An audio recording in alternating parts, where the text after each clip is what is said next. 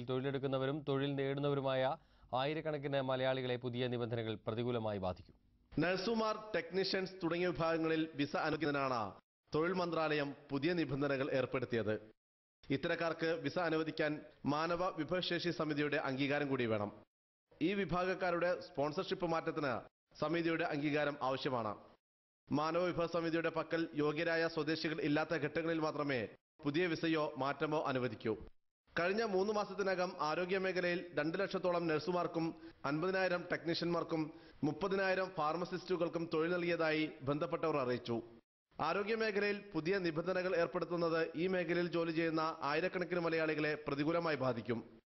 സർക്കാർ മേഖലയിൽ ജോലി ചെയ്യുന്ന മലയാളികളായ നഴ്സുമാർ പിരിച്ചുവിടൽ ഭീഷണിയിലാണെന്ന് റിപ്പോർട്ടുകൾ സൂചിപ്പിക്കുന്നു. News bureau, Dammam. പ്രവാസി മലയാളികളുടെ പ്രശ്നങ്ങൾക്ക് മറ്റേത് സംസ്ഥാനങ്ങളെക്കാളും മുഖ്യമായ ഊന്നൽ കൊടുക്കുന്നത് കേരളമാണെന്നും ഇടതുമുന്നണി കേരളം ഭരിച്ച സമയത്താണ് പ്രവാസികൾക്കായി പ്രത്യേക വകുപ്പ് കേരള സർക്കാർ തുടങ്ങിയതെന്നും എ സമ്പത്ത് MP. ജിദ നവോദയയുടെ രജത ജൂബിലിയോടനുബന്ധിച്ച് നടത്തിയ പൊതുസമ്മേളനത്തിൽ സംസാരിക്കുകയായിരുന്നു അദ്ദേഹം. നവോദയ പ്രസിഡന്റ് ഇസ്മായിൽ തൊടുപുഴ അധ്യക്ഷനായിരുന്നു. പാസ്പോർട്ട് ഫീ വർധനയ്ക്കെതിരെ നവോദയ ശേഖരിച്ച ഒപ്പുകൾ നവോദയ രക്ഷാധികാരികൾ MPക്ക് നൽകി. ഇന്ത്യൻ പാരന്റ്സ് ഫോറം മുഖ്യധാരാ സംഘടനകളുമായി സഹകരിച്ച് കായികമേള സംഘടിപ്പിച്ചു. സുകൂൽ ഗദ് പബ്ലിക് ഗ്രൗണ്ടിൽ Indian school chairman Muhammad Basheer പതാക ഉയർത്തി. കായികമേളയിൽ വിവിധ ഇന്ത്യൻ സ്കൂളുകളിൽ നിന്നുള്ള കുട്ടികൾക്കൊപ്പം വിദേശ വിദ്യാർത്ഥികളും പങ്കെടുത്തു. കായികമേള 20-ന് സമാപിക്കും. ജിദ സമീക്ഷാ സാഹിത്യവേദിയും PG സ്മാരക പ്രതിമാസ വായനയും ചേർന്ന് വായനക്കാരുടെ കൂട്ടായ്മയ്ക്ക് രൂപം നൽകുന്നു. ശനിയാഴ്ച 8:30 മണിക്ക് ഷറഫിയ അൽ റയാൻ ഓഡിറ്റോറിയത്തിൽ എ സമ്പത്ത് MP പരിപാടി ഉദ്ഘാടനം ചെയ്യും. എഴുത്തിന്റെയും വായനയുടെയും സമഗ്രമായ പഠനത്തിന്റെയും മികച്ച മലയാളി പ്രതീകമായിരുന്ന P. ഗോവിന്ദപിള്ളയ്ക്കുള്ള ഉചിത സ്മാരകമായി ഈ സംരംഭം മാറ്റാനാണ് ലക്ഷ്യമെന്ന് സംഘാടകർ പറഞ്ഞു.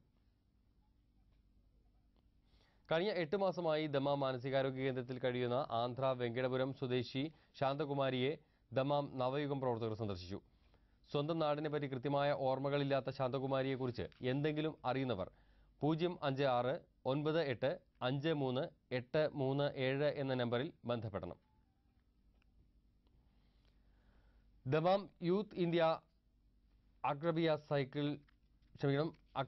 സർക്കിൾ സൗഹൃദ സംഗമം സംഘടിപ്പിച്ചു. യുവത്വത്തിന്റെ വീണ്ടെടുപ്പിന് എന്ന തലക്കെട്ടിൽ യൂത്ത് ഇന്ത്യ അൽക്കോബാർ ചാപ്റ്റർ സംഘടിപ്പിക്കുന്ന ക്യാമ്പയിന്റെ ഭാഗമായാണ് സംഗമം ഒരുക്കിയത്. Youth India Akbariya circle president Shameer Wandoor അധ്യക്ഷത വഹിച്ചു.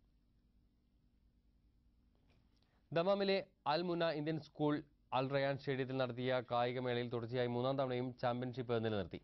Kiddies, mini, sub junior, junior വിഭാഗങ്ങളിലായി 1700ഓളം കായിക താരങ്ങൾ പങ്കെടുത്തു. 290 പോയിന്റോടെ ടോപ്പാസ് 1-ാം സ്ഥാനത്തെത്തിയപ്പോൾ 288 പോയിന്റുമായി റൂബി 2-ാം സ്ഥാനം കരസ്ഥമാക്കി. 2 പതിറ്റാണ്ടിലേറെ ദമാമിലെ അറോറിൽ സാമൂഹ്യ സേവന രംഗത്ത് സജീവമായിരുന്ന മനോജ് ഹുസൈന് അറാർ മലയാളി സമാജം യാത്രയയപ്പ് നൽകി. കുഞ്ഞമ്മദ് കൂരാച്ചുണ്ട് സമ്മേളനം ഉദ്ഘാടനം ചെയ്തു. സമാജം പ്രസിഡന്റ് ബഷീർ കരുവാരക്കുണ്ട് അധ്യക്ഷത വഹിച്ചു.